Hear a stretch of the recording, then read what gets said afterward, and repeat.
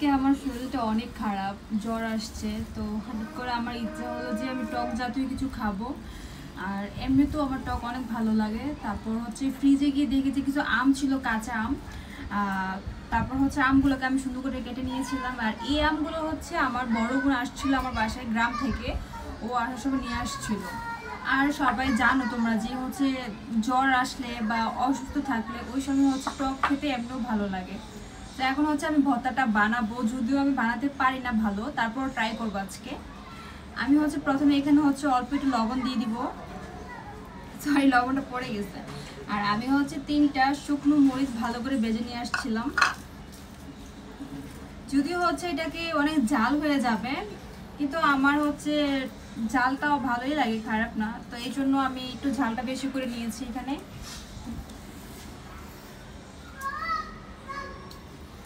আমার যখন জ্বর আসতো না, আমি যখন গ্রামে ছিলাম, তখন হচ্ছে আব্বু আমাকে দোকান থেকে অনেকগুলো আচার কিনে দিত।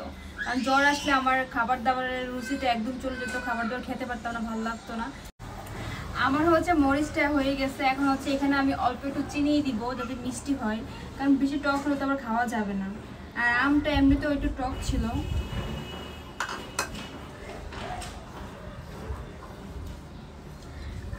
আমের ভর্তা কিন্তু হচ্ছে আমরা সবাই অনেক পছন্দ করি। আর বিশেষ করে হচ্ছে মেয়েরা হচ্ছে আমের ভর্তা অনেক পছন্দ করে।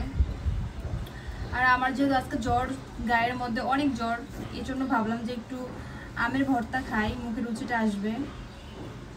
বানানো কমপ্লিট।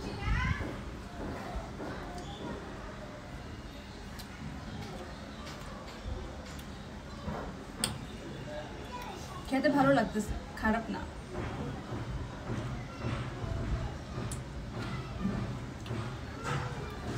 এখানে হচ্ছে একটু তেঁতুল দিব, তাহলে আরো বেশি ভালো লাগবে। ওই জন্য হচ্ছে আমি একটু তেঁতুল কিনে আনছিলাম।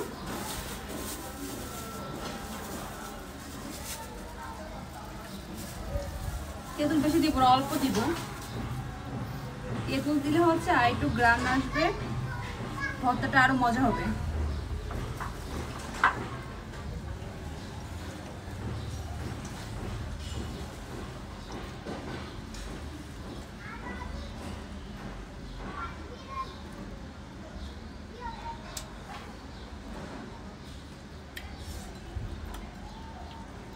অনেক মজা হয়েছে, যদিও ঝালটা একটু বেশি হয়ে গেছে।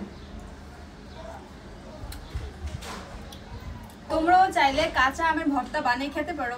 Bye bye.